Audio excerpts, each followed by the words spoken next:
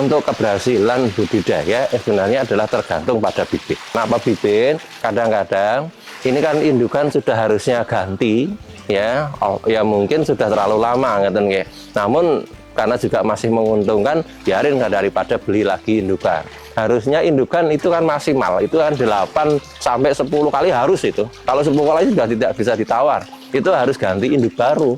Namun kita nggak tahu, bener nggak itu diganti atau enggak. Sering mas, kita tiap malam itu ke pasar jam 2 ikut nawarkan, ini saya punya lele gitu. Kemudian kalau jam 7 sore itu sudah ke angkringan, itu kita kasih 1 kilo, kita tungguin, nggak mau katanya. Awal-awalnya kayak gitu mas, awal-awalnya nggak mau karena lele di Gunung Kidul itu biasanya kalau digoreng mimpes kata itu, susutnya banyak, kering gitu. Nah itu kan ada penyebabnya.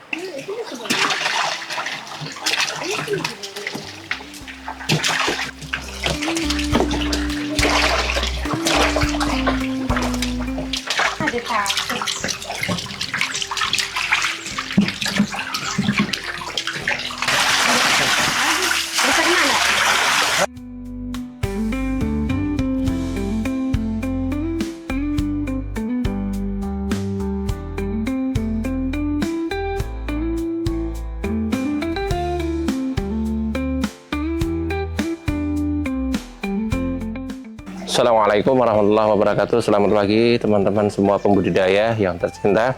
Perkenalkanlah saya nama Kasmanto, Ketua Koperasi Mina Mulya Maju Mandiri. Dalam hal ini adalah kita budidaya lele. Kemudian kami berada di Padukuhan Klampok, Kelurahan Kariteko, Kapanewon Semin, Kabupaten Gunung Kidul, Yogyakarta. Untuk budidaya kami, ini adalah kita mulai untuk koperasi dari tahun 2018. Namun untuk perorangan dari teman-teman semuanya ini memang ada yang dari 2010, 2011. Kalau saya sendiri, usaha ini adalah dari 2011. Namun untuk koperasi kita kumpulkan jadi satu ini mulai tahun 2018. Yang awalnya memang sedikit, namun kita berjalan, selesai proses, ini sekarang sampai dengan 2024 ini sudah 1000 kolam. Kalau kita budidaya lele ini kan dari latar belakang kita kesulitan dengan pasar sebenarnya. Ya, karena kita sudah budidaya, kita produk, namun kan untuk pasar, bangsa pasarnya masih sulit. Sehingga dari permasalahan yang sama, ini akhirnya kita bersama-sama gimana ini keluar dari permasalahan ini. Itu sehingga dari tahun 2018 ini kita sepakat untuk menjadikan usaha kita ini jadi suatu koperasi.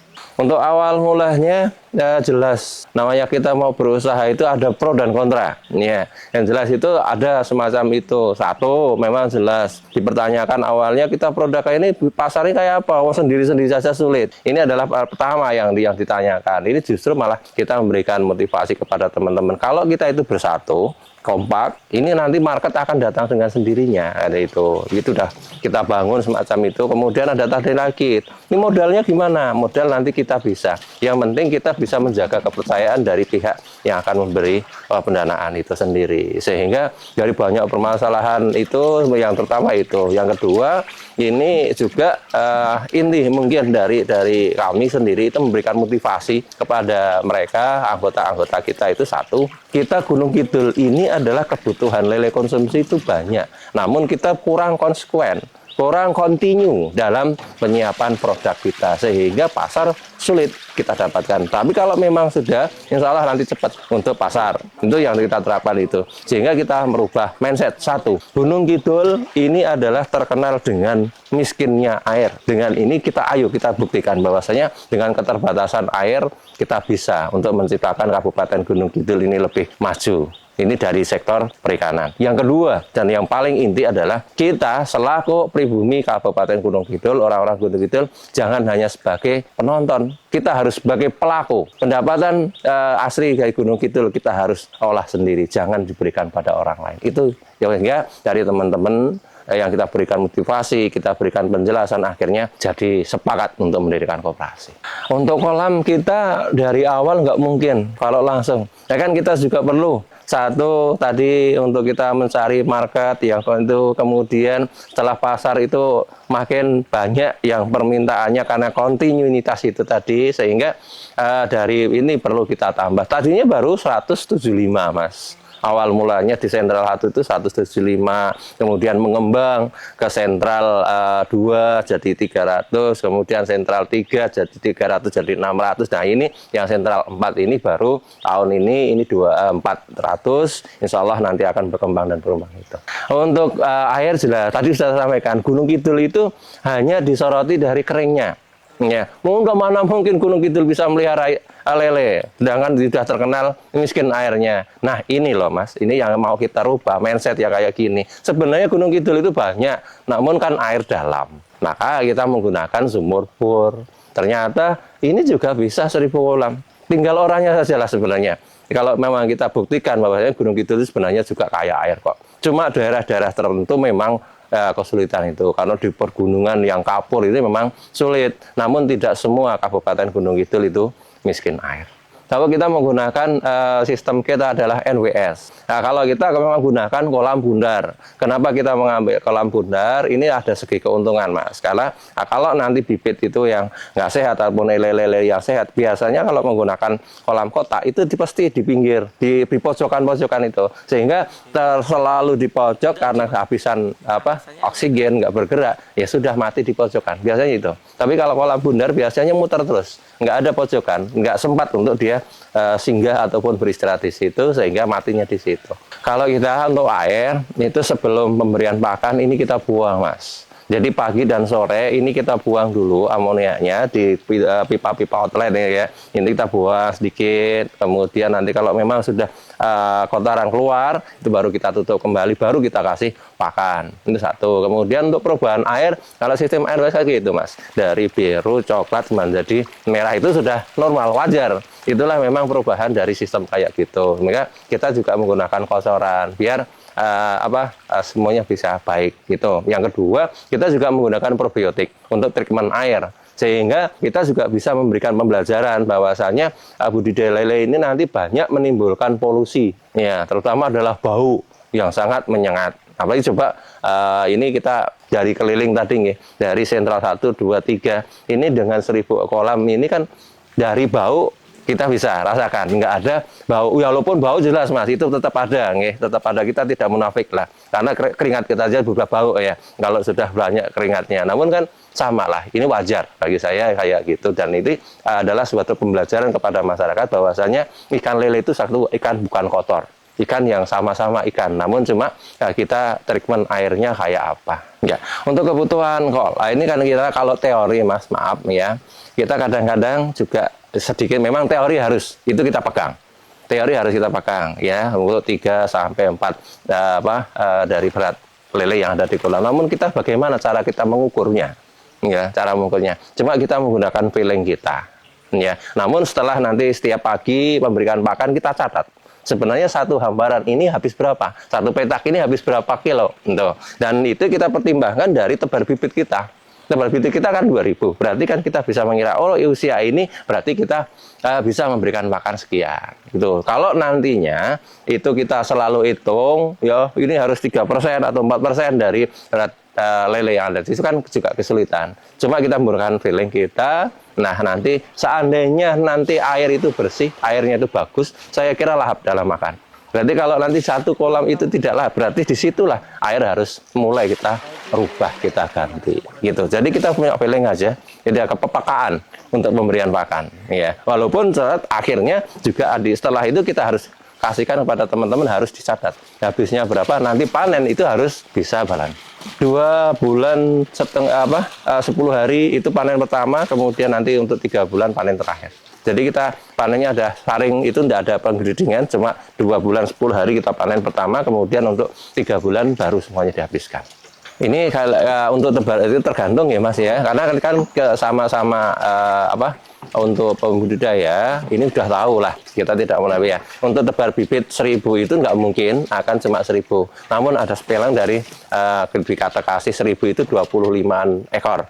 tambahan. Nah, ini rata-rata kita di sini ini 2.000 ya, satu kolam lah gitu ya. Satu kolam ini dapatnya 2 kintal 5 kilo, 2 kintal 6 kilo. Ada yang kita menggunakan kemarin itu baru uji coba pakan baru, ini mendapatkan per kolam ya, per kolamnya ini dapat 2.000, itu dapat 2 kintal 26. Ini menghabiskan pakan 7 sak ya, 7 sak itu dapat 2 kintal 26. Cuma panen hari kita bisa ini kok ada yang kosong mungkin ini ya, kita kan sirkulasi tiap minggu kita tebar bibit Mas gitu. Jadi nanti kita menggunakan mungkin ini kita jadwalkan, jadi kalau pas panen jangan sampai nanti over produksi. Untuk pemberian pasar kita sudah tak sampaikan awal itu kan permasalahan yang benar-benar vital untuk budidaya. Kita harus punya market, kita budidaya, kita produk apapun kalau nggak punya pasar itu ya mungkin akan menjadi kesulitan dan kita akan gulung tikar. Maka kita awali dengan bertiga kemarin ya, itu dengan Pak Suyati, dengan Mas Sayis. Ini sering Mas, kita tiap malam itu ke pasar jam 2 ikut nawarkan, ini saya punya lele gitu. Kemudian kalau jam 7 sore itu sudah ke angkringan di alun-alun Wonosari, itu kita memberikan ya, itu sedikit.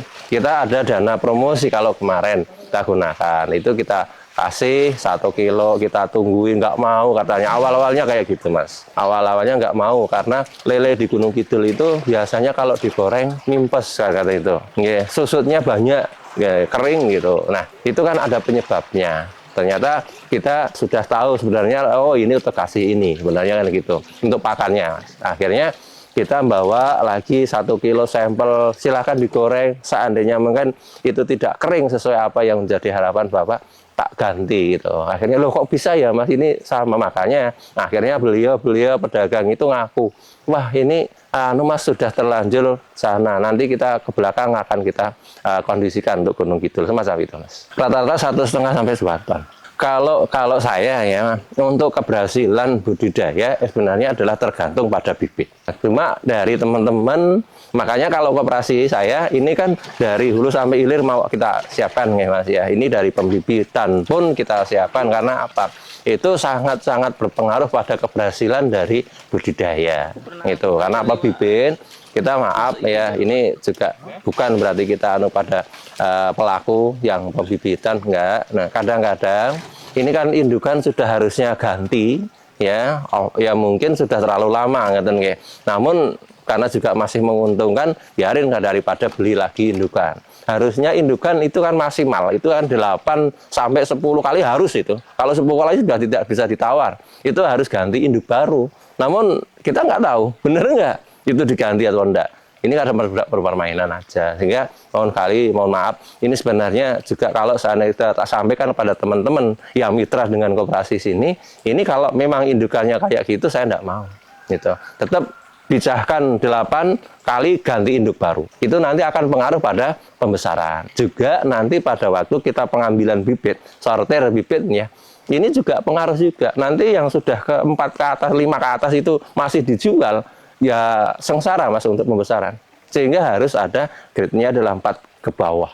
Itu aja yang bisa dibudidaya di besaran. Kasihan kepada pembesaran, sehingga banyak pembesaran itu adalah wah kok saya rugi ya dalam budidaya lele, karena ya itu tadi, satu mungkin induknya itu sudah terlalu lama nggak diganti ya, sudah dipijakan beberapa kali di atas 10 kali masih dipijakan lagi, itu akan mengaruh. Kemudian dari penyaringan bibit, biasanya itu juga bibit-bibit akhir itu harusnya sudah dibuang, tapi karena masih ya daripada dibuang masih untung dijual, itu Mas. Kalau kita saling terbuka, saya kira semuanya akan untung.